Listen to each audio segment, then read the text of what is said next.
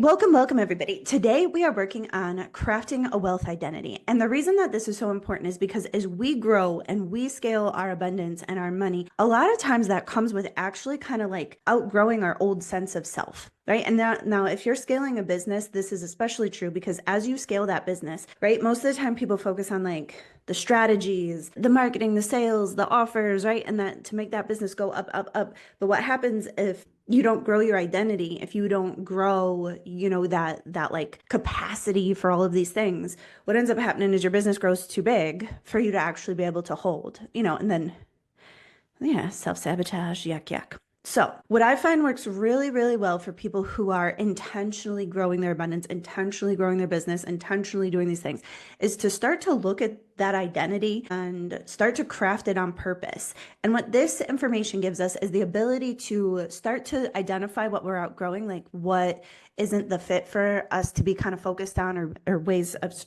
thinking, speaking to ourselves, habits to have, standards that we've been with, right? So we can kind of craft that identity. We can also start to see where we are and we can start to see the gap. This also helps us in more or less growing on purpose. And, if anybody here has been on a personal development journey, you'll know and you'll find that there's so many different modalities. There's so many different ways to do things. And a lot of times we actually over focus on mindset. And as we kind of grow and expand, knowing the places that we actually need to grow and expand helps us to save a lot of time, a lot of money, a lot of energy as far as just growing on purpose, right?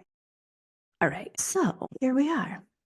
All right, so when I think about wealth identity, I think about it kind of like three rings, like almost like the Target logo. So on the innermost ring, we're going to have our self-conception. And so this is the deepest layer of your identity. It's how you perceive and how you define yourself, but also how you are in relationship to yourself. This is going to be like that inner self-conception. And it's its own little feedback loop. And so we're gonna dig deep into this because this is really like the crux. And Neville Goddard, I think he was like teaching metaphysics in like the 1930s. Brilliant fella. He talked a lot about self-conception because what's really, really awesome about this layer of the identity is that it's like you can decide to make it different, I guess is probably the best way to put it. It's like you have the power of decision, you have the power of choice here. And that doesn't make it always like the super easiest thing, but a lot of times like this stuff can work really, really quickly if you're very, very intentional with it. So let's get into it.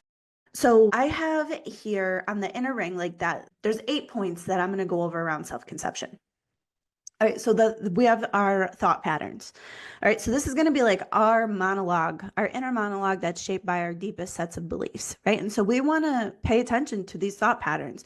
So sometimes we're going to have thought patterns that take us in the wrong direction. And when I say the wrong direction, I mean a direction that's not going in the direction that you want to be going. So that might be things like, what's going, like, let me think of all the things that are going wrong here. Let's look for the reasons why this isn't working. Let's come up with sets of conditions that we have to meet before we can have this success. Or like, are there delays? Are there obstacles, right? Some of our minds really love to look for problems, really love to look for obstacles, really love to look for delays and conditions, right?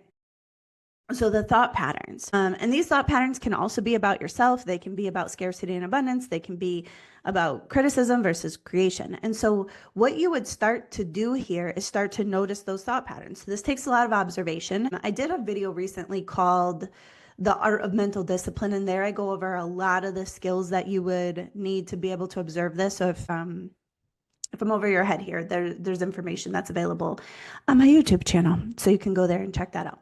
So thought patterns are going to be one of the places where you have some authority to make the changes. And if your thought patterns are not in the direction of where you want to go, you want to change them. And so if you were going to journal this out, you'd kind of want to be thinking, all right, where are my thought patterns now? And what are the thought patterns of this person that I'm becoming? So as we kind of can start to imagine out this next level version of ourselves, this version that, let's say, has, the giant business or has the big fat, investment account or has the lover or whatever else, you can start to see what are the thought patterns. And you'll notice, I want to point out here too, that a lot of times when you're trying to get the thing, your thought patterns are often in not having the thing, right? So you're trying to get the thing. And if you were to shift that thought pattern, you'd move into having, I have the thing now, either what am I on to next, or how am I like being a good steward of whatever the thing is. Okay, so the next part of this that we're going to talk about is we're going to talk about the inner monologue. And so thought patterns, I just want to make, they're a little bit more vast, right? The inner monologue, your self-talk, how you talk to yourself. This really, really matters because that inner monologue, that like inner voice that's narrating your life and talking to you is either adding to your energy field or it's decreasing your energy field. So I'm going to talk here for just 1 second about the law of increase and decrease. So the law of increase is more or less how you interact either with yourself, and you can use the same thing that I'm teaching about how you interact with the world. So law of increase is like, if I am talking to myself and I'm acknowledging myself, I'm appreciating myself, I'm grateful for myself, I'm celebrating. These are all things that add, right? These are law of increase. So I'm taking my energy, I'm intentionally adding to myself, right? Where most of us will use a law of decrease, where we're going to be diminishing ourselves, disrespecting ourselves, talking down to ourselves, criticizing, right? And just think about it. If you were to talk to somebody and they give you encouragement and they say nice things to you, and you're going to feel that. You're going to feel that like energetic. They're giving you something energetically, and you're going to receive that and you're going to feel different. And you have probably also talked to some people who are going to take a bite out of you. They're going to criticize you. And so for many of the women that I've worked with, this is a huge part of that like self-conception is how we talk to ourselves. And most of us do a lot of damage to our own energy field by just just diminishing our successes, by downgrading the way that we, self-disrespect, deprecating humor, the inner monologue and the self-talk. We want to be thinking about, all right, well, how am I talking about myself now? And how is this version of me that I'm becoming? How does she talk to herself? And that from there, you can start to see the gap. Now, what I would really just remind you of is sometimes clients will give me a little pushback. They'll be like, but I do procrastinate, but I am a piece of shit. Yeah, because every single day you take a bite out of yourself. You diminish yourself and then you're a less than. So a lot of times you're going to have to start to acknowledge yourself, be grateful for yourself, add appreciation, celebrate yourself. This is what's got to happen for you to move the needle there. And at first, that can be uncomfortable, just so you know. All right, so next we'll look at our habits. All right, and so habits also they're an indication, they're an outward indication of, again, that self-concept, right? So it's like if you get up every morning and you get your sneakers on and you go hit the gym, a habit matches that of somebody who's in decent health or takes good care of their body or whatever. And if you stay out late drinking whiskey and eating cheese covered tater tots at 1 a.m, that's a habit, not just a one-off thing. You'll start to see that habit matches somebody very, very different, right? Now, some of us can have conflicting habits where we do both. Stay up and eating tater tots and then get to the gym in the morning, and good for you if that's you. So we want to start to observe these habits. Do these habits match this next level version of me? And what habits does the next level version of me have? Right? Like, so that's the place where we can, and this is going to be more obvious. You don't have to go digging around in your mind. You can just watch it. So these are just expressions of that identity. So from here, we just want to look, what habits do I need to break or let go of? What habits do I need to build? All right, so let's talk about number 4, expressions of self-concept. All right, this is going to be your standards. So we're going to be looking at the floor of what we're going to tolerate. So this is going to be like the worst of the worst. So like, are you willing to tolerate, a negative bank account, being broke, somebody talking to you unkindly, right? So we want to look at our standards. Where are my standards around my money? Am I willing to have, I don't know, like, you guys, I'm bubbling a little bit. Sorry, this is my, I just had a call. So actually, give me just a second. Let me get myself together. All right.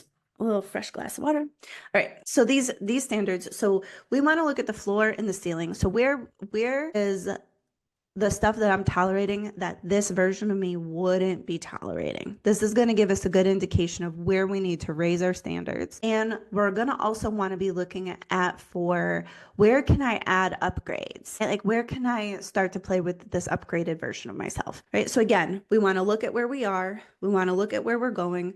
We want to start to see, all right, well, what do I need to let go of? What do I need to expand upon? And this is going to give us a good indication around our standards, right? Okay, then the next thing that we're going to talk about is around our emotional set point. So for this, what I really suggest doing, and this is a little bit of an annoying assignment, and if if you're really into upgrade it, you'll just do it. But what I would suggest doing is maybe like once an hour for a couple of days. Set an alarm on your phone and just notice what emotional state am I in right now, and just jot it down. And then notice, all right, well, these sorts of things I felt really different around. There are these kinds of actions I felt really different around. These things made me feel worse. This stuff made me feel better. All right. What you're going to find in doing that kind of assignment is where your regular like state is, where your go-to state is. And the reason why this is so important is because this is a little bit more in the physical, right? When we want to change our thought patterns, we can do that in the mental. We want to change our habits. That's external, but the emotional set point is internal, but it's in the body. And so different thought patterns are going to create different neurochemical cocktails that we're going to feel. And why this is so important is a lot of times if stuff gets really good really fast, sometimes clients will actually self-sabotage, or sometimes people will self-sabotage when that happens because they're so not used to feeling that new way. Start to look at where your feelings are, where your normal emotions are, and then what kind of state do you want to be in? Do you want to be more in a state of love or joy or certainty? And you're currently in a state of, I don't know, neutral to mildly frustrated, right? Like these emotional set points are, we want to start to figure out, how do I want to feel in my life? And that question is one of the best questions that you can ask, because it takes us out of like climax consciousness where we're always just rushing to get to an outcome or rushing to get to a result. We're trying to do things, making our life more or less like an inconvenience, right? When we're in that place of like just being so obsessed with the outcome or the result. And so when we notice how we want to feel on the journey, it really helps us to put things into perspective. So again, we want to notice, where is our emotional set point now? And where are we going with this? What do we want to be doing here? Now, when you look at this self-concept, this is going to give you the roadmap for, what to change on this inner plane. All right. Now, three things that I'm going to talk about here for just a second are going to be your sense of permission, deserving, and worthiness.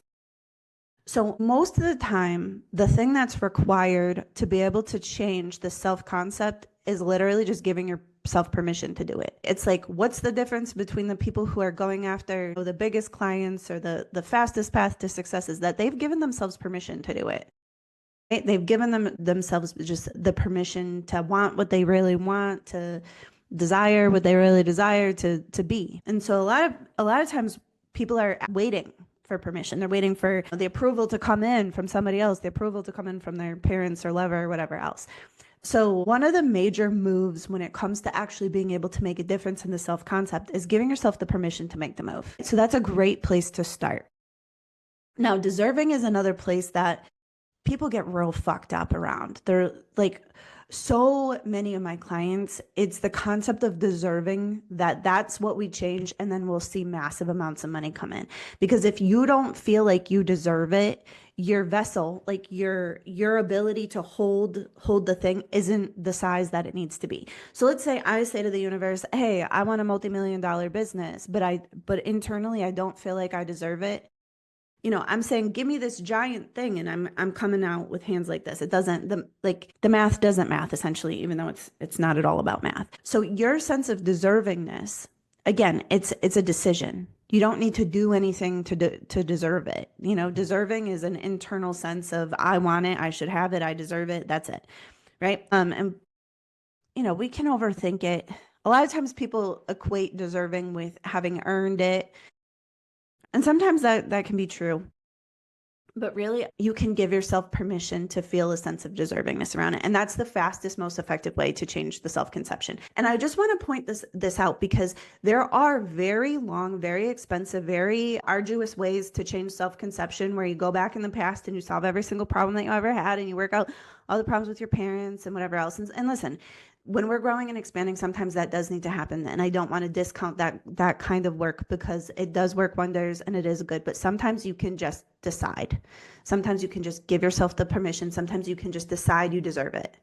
All right. And that works way faster. So you get to choose your path here. All right, so the last thing that I'll mention on this self-conception idea is the idea of worthiness. Now, worthiness is tricky because worthiness is, look, on one hand, we are divine creatures. We have a little spark. The creative power of the universe exists within us. So on one side, we're totally infinite. We're completely worthy. We're divine magic. And on the other thing is that sense of divinity is stuck in a little meat suit that is aging, that loses her place when she's giving a talk, that's not tall enough to get the peanut butter off of the tippity tippity top shelf, who has 24 hours in a day, limited energy, right? So there's a paradox around worthiness. All right. And so this is another thing that to really, when you want to change your sense of self-concept, your worthiness is another place to spend some attention on. And the fastest and most effective way to change your worthiness is to just believe you're worthy. Most of us will put, the way that I like to explain it is I have this glass here. And this glass is glass because it's glass. It's worthy because it is, right? It's glass because it's glass. Now, if I was to take like an expo marker and draw on it, and I would say, all right, well, I need to meet these conditions to feel the glass, right? Well, I can't feel the glass if I touch over here. I can't feel the glass. Most of us will put conditions on our sense of worthiness, like, oh, I have to be on time. I have to be a good girl. People have to like me. I have to make a certain amount of money. I have to be productive, right? And we put all these conditions on our worthiness. And so it's worth it to go to the trouble of looking at those conditions that we put upon our own worthiness and start to dismantle them, because they're not true. They're just little bits of ego that have been trying to help us survive, trying to help keep us safe. All right. And also, it's very possible to just see yourself as worthy. I'll give you like a little mindset hack here. All right. So there was a day that I was struggling with my own sense of worthiness. And at the same day, I had a retreat to go to. And so I was driving to the airport, and I'm driving, and it's like sunset time. And so I'm on my way to Boston, and the whole sky is the most beautiful, like gold and pink and purple around the edges, and the clouds look like golden. And it was just spectacular. It was so beautiful. And the road, I don't know what time I was going, but the road was even like mostly empty. So it's just me on this road, and I'm just watching the sunset. I'm like, holy shit, man. I didn't do anything to deserve this. Like, I didn't do anything to be worthy of this. And all of a sudden, like, I start cracking up, and I was like, oh my God, there's so much that I'm not even worthy of. Like, I've never done anything to deserve. And I'm like, every breath I've ever taken, the fact that I can swim in the ocean, like that ocean has been around for a billion years. Those, and it's like, and I get to swim in it. And like, of course I had to, make the money to buy the gas to get there. But I'm like, when you really think about the air, the ocean, the fruit that comes off the trees, the sunset, like all of the infrastructure in society that was built before you even thought. And here we are, so adorable, thinking that like we've earned it, right?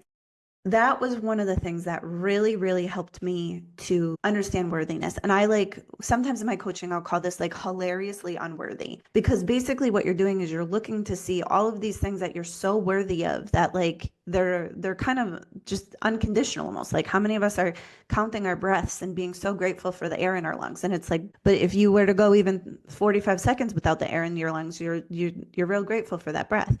And so anyways, this concept of, trying to get to the worthiness is elusive, because we are so finite. And for a long time, I tried to coach people to just be like, worthy because you are, but it doesn't work.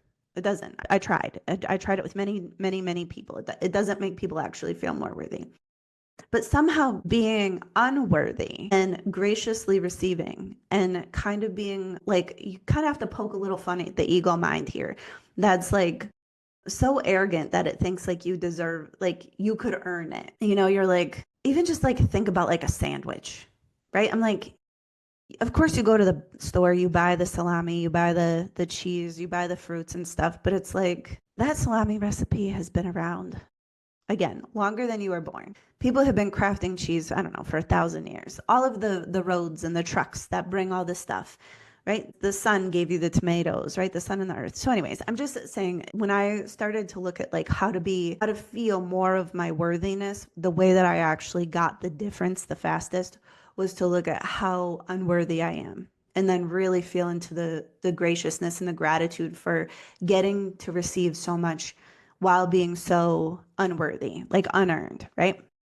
And funny enough is that helped the worthiness way more than just trying to convince myself that I was worthy. So these are the sorts of things that help you to start to understand where that self-concept is, and then you can start to shift it. And so the more that your outside world will match your self concept. Like this is just metaphysical facts here. So what you think about yourself, your life is going to be the external matchy matchy.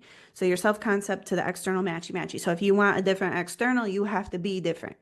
All right, so these are the things to think about. All right, so next thing, we're going to start to look at our judgments. Now, I'm not going to go too deep into judgments today. Again, on my YouTube channel, there's an advanced mindset masterclass all about judgments. I go deep. I'll teach you about breaking judgments in there. So for today, we're just going to kind of keep it a little bit at the surface. But judgments impact our identity because they impact how we believe that we're going to be safe. All right. So judgments are mental structures, and they help to keep us safe physically, socially, or emotionally. All right. Now, when this comes to wealth expansion, when this comes to business expansion and being able to hold, massive amounts of wealth, very rarely, in my work at least, are we working on physical safety, right? I don't think at all in my career have I been like, no, you should do that thing that's like physically dangerous to get to your next level. That's usually not the problem. But the emotional safety, those are a really, really big deal when it comes to money and expanding the identity. So as you start to grow and expand your identity, social judgments are going to be, sometimes we'll have judgments that are sets of like where they're conflicting, right? Like, so to be a good mom, I need to be X, Y, and Z. And to be good at my job, I need to be A, B, and C. And sometimes these things can be mutually exclusive, right? Where we can create a situation where we're a little bit wired for pain. And that, as we look at the judgments, this is critical work to being able to expand the identity, because our judgments are very much rule out what actions we're able to take within ourselves. So social judgments, sometimes that's going to be our social roles, and sometimes it's just going to be like, who do I need to be accepted by the group, right? So that might be things like, all right, well, to be a good mom, I need, well, what I just said. All right. So social judgments may also be like salespeople are greedy, or bosses are this, or I don't want to charge top dollar and be one of those people. Right. So those are kinds of social judgments. Now, if you were going to take an action, so the way that judgments kind of works, so let's just say this is the right side of your judgment and this is the wrong side of your judgment. Judgments can be different sizes. Some judgments that we'll have will be more like a curb, where you're going to be like, oh, I could step over this curb. It's no big deal. I could be on the wrong side of my judgment. It's not that big of a deal. And some of our judgments are going to be so big that we don't even know that there's something on the other side, where it's just going to be part of our normal. All right. So let's just say, let me tell you a quick story, right? So I had a client once, super successful doctor, right? But his business was doing a revenue roller coaster every month, man. If he started the month with a lot of money, he would do almost no marketing and no sales.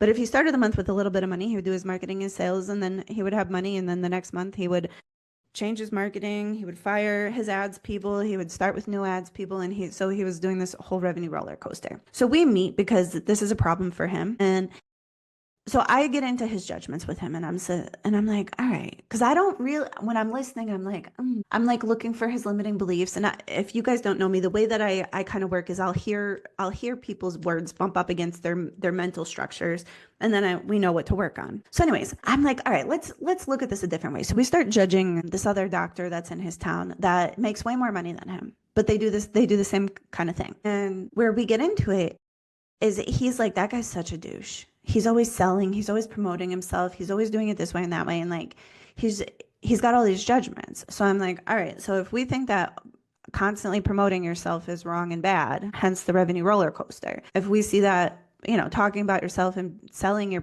your services is wrong and bad, we can see. So when his cash flow was super low, he had to be on the wrong side of his judgment, because otherwise his business would drop. But when he was doing that, he didn't like doing it. He told me, I hate doing the marketing. I hate selling the things. So we can see. So when he was over here, when he had the money, he could be this good guy. He could be on the right side of his judgments.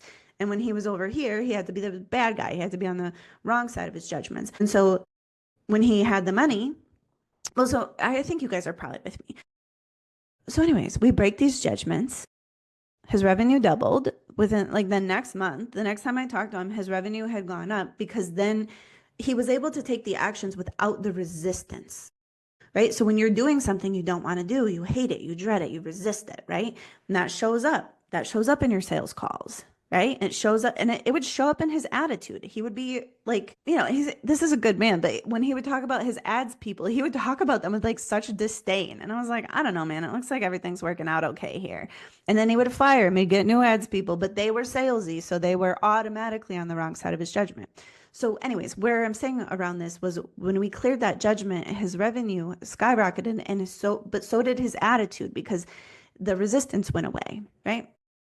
Okay, so those are social judgments. Now, emotional judgments are also a really, really big part of our identity. So, our emotional state. So, many of us will have, many of us didn't grow up with like super emotionally mature parents that were taking great care of us emotionally. Many of us got a lollipop when we were feeling some kind of way, or got sent to our room, or got in trouble, or got to stop crying, or I'll give you something to cry about. So what ends up happening when we're little kids is we learn that, all right, well, if I'm happy, people love me, I get the attention that I need, everything's cool. But if I'm angry, I get in trouble, I get sent away. All right, well, if I am, agreeable, people love me and they take good care of me. And if I'm really sad, they'd send me away to my room to cry, or the feeling gets dismissed, but I do get a popsicle, right? So for many of us, we have certain emotions that are on the wrong side of our judgment. How this impacts us financially is that many of us, the life of abundance, right? We want this life of abundance. Well, the life of abundance is abundant, and that means abundant with sensation, emotional sensation. And so if we have an emotional capacity that's this big, and we're saying, universe, give me a life that's this big, the universe is like, well, I would love to, but you can only hold this much, right? And so you already had that much. So you already had what you can hold. So for many of us, being able to stretch that wealth identity means that we have to learn how to hold more and more feelings, which means we need to break the judgments around these emotions, right? Now, you'll mostly notice this if you have emotional judgments, it'll be fear of sensation. So that might show up to you like, well, I want to speak on stage, but I'm afraid that I'm afraid to be seen. I'm afraid to be judged. I'm afraid to be canceled. I'm afraid to be rejected. These are all fears of sensation, right? So what does being rejected mean? And what it means that you're going to feel bad in your body.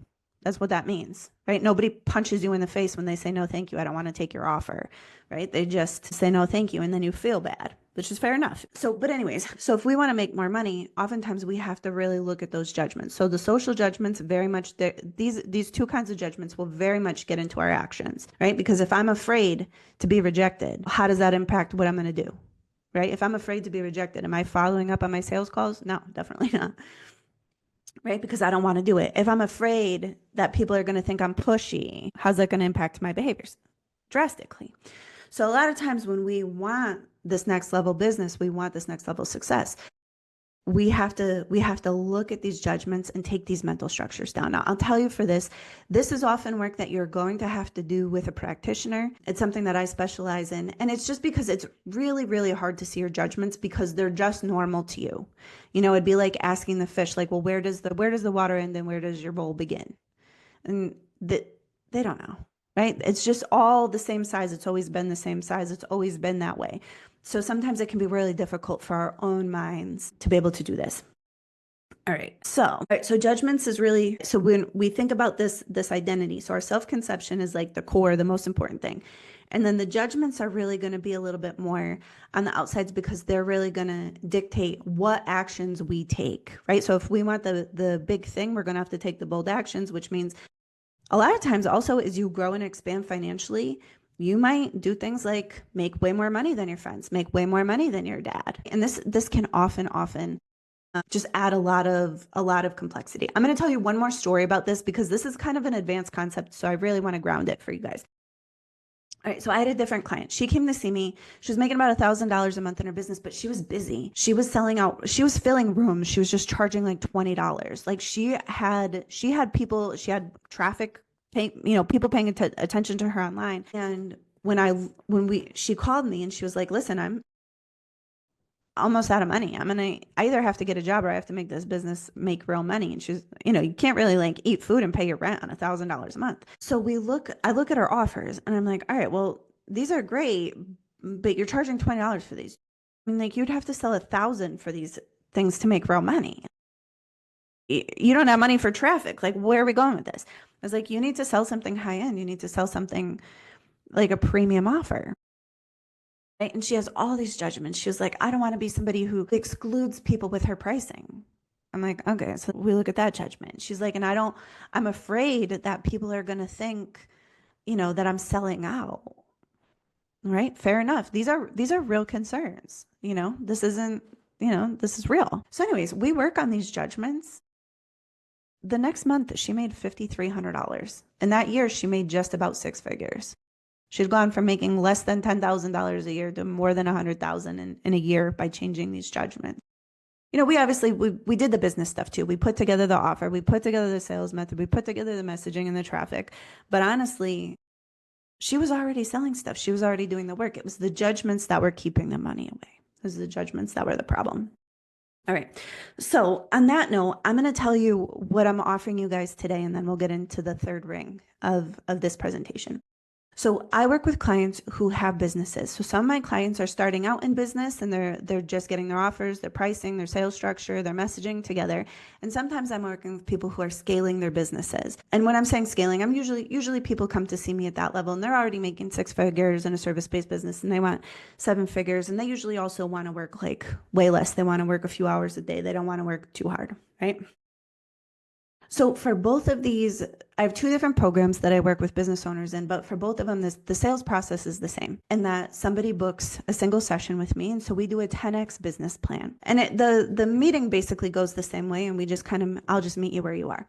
And so for this, basically, we would put about 90 minutes on the calendar together. And what we do is we make a dual plan, right? And so for some of my clients, we're putting together our offers, all of the pieces. And for some of these clients, we're taking it to scale. So it just depends on what you want. So we put together the business side of the plan. And then on the other side is we start to see, where are you in your own way?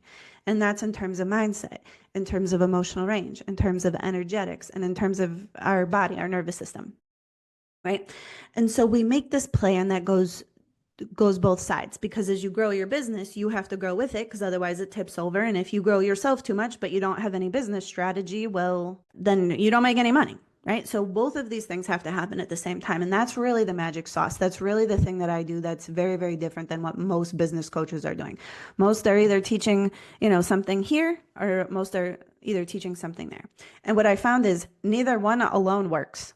Neither one works alone. You have to do them together. And if you do them together and you are constantly working with yourself as you're executing on the strategies, shit works fast and lots of money comes in. So that's what I do. That's what I offer. And so if that's something that you're looking to grow a business, even if you're just getting started, or if you're wanting to scale, both of, anybody that has a business will work with me, will book the 10X business plan. And then from there, I'll offer you, if we want to work together, I'll offer you the thing that makes the most sense.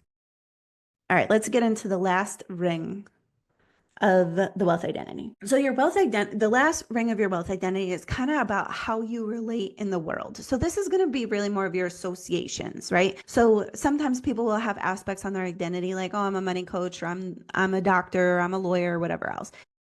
Sometimes our associations are what rooms we're in, the people that we're associating with, the circles that we join, the circles that we avoid, right? These are going to be things that either match this conception of ourselves or things that don't, right? So like, let's just say if you're wanting to be a multi-seven-figure business owner in the digital world, well, you're probably not going to go to a cabinetry event for top-notch cabinet makers, right? Because that would make zero fucking sense. So these associations, this is also one of the ways that we can play with our identity. So literally, it's just the groups of people that we're in, how we identify. And what I want to say here too is sometimes these associations will come with their own sets of social conditioning. I'm going to give you an example. So I went to a lot of Catholic school. I grew up, well, we weren't like super practicing Catholics, but I did go to a lot of Catholic school. So there were some ideas around that had social judgments, right? Have you ever heard the expression of like Catholic guilt? Because Catholics, the way that they teach us, there's a lot of judgments. And so you can easily always be on the wrong side of your judgment. And so one of the things that I had to work on for myself was being able to feel good in that Catholic, identity. Right. And so for many people, sometimes these outer rings, these associations, sometimes they're really helpful and sometimes they're really damaging. So it could be like, oh, I'm from the wrong side of the tracks, or I'm from the good side of town, or from the bad side of town, or whatever else. And sometimes this stuff has really big impacts on how we see ourselves, who we associate with, and XYZ. So this is the outer layer of the identity. And so as you start to craft, so look at, we're going to go out from the inside out, right? So we're going to start with that self-conception, that self thing. That's like the core. Then we start to look at our actions. And then as we start to craft it, then we start to look at our association. So what rooms do I want to be in? And what environments do I want to be in? And how am I holding this in my standards, right? And so they kind of all play together. Right. And so this is the three circles of the wealth identity. And again, what I want to say here is a lot of times as we grow and expand, in our business or financially, or we start, outgrowing people, a lot of times at this point, this might be places where we do have to make new friends. Just because you make more money doesn't mean you need to like break up with your old friends. But a lot of times you don't relate the same way. And that's just the truth of it. So a lot of times we do have to make new friends here. And we also do have to, be gentle with ourselves and acknowledge this, that a lot of times as we do grow, sometimes your relationships don't change. Sometimes everything's fine. Sometimes we're overthinking it. But sometimes, your friend that's always complaining about the price of stuff, once you start making a ton of money, you're like, all right, well, she could just come over for dinner. I'm not going to ask her to go to Miami for the weekend. You know what I mean? All right, so I just want you to think about it like this. So this inner concept, this is the key. This is like the most important thing. The more that you have a positive inner concept, the more that you're talking nice to yourself, the more that you see yourself as deserving and worthy, the more that you give yourself permission to be everything that you want. Awesome. Then from there, we can start to work on the judgments, because the judgments really, really impact our actions. It's very, very difficult to take actions that will put you on the wrong side of your judgment. Oftentimes it's going to be weird, or you're not going to do it. Depends on the size of the judgment. All right. And then from there, we start to look at the outer bit. Now, again, if this is work that you want help with, if you're like having a business and, you're wanting to put all these pieces together, book a call and talk to me. Like I've been doing this a long time. I'm really, really good at helping people make a lot of money. Actually, I just had a client finish up in one of my other offers, and it took 4 months for her to double her revenue. 4 months to double her revenue. That's a big fucking deal, guys. I just want to point that out. Like when you double your revenue, it's a big deal. All right. And 4 months is basically nothing. All right. So let's wrap this up. Beautiful. Next week, we're going to be talking about how to structure, like I'm going to be teaching the method of sales that I used personally to close, I don't know, a few $1,000,000 worth of sales with my own little Gabby math. All right. So that's what we're doing next week. All right. I love you. Appreciate you. Bye.